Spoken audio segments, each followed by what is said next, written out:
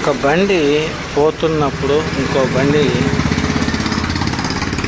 వెనక రావడం అనేది చాలా మంచిది. చూడండి, బండిని అంటే ఇక్కడ రైల్వే గేట్ అనేది పడి ఉంది. ఈ రైల్వే గేట్ పడినప్పుడు మధ్యలో దూరుతున్నారు చాలామంది. ఇలా దూరడం వల్ల ట్రాఫిక్ జామ్ పెరుగుతుందే కానీ ట్రాఫిక్ అనేది క్లియర్ అవ్వదు.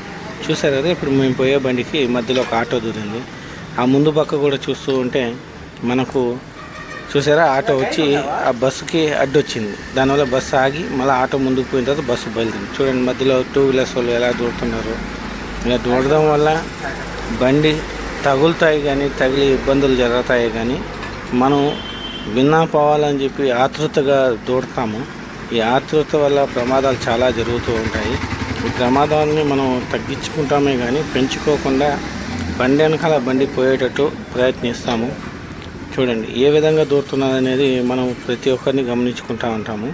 మనం డ్రైవింగ్ సేఫ్గా చేసుకుంటాం, సేఫ్గా ఇంటికి వెళ్తాము.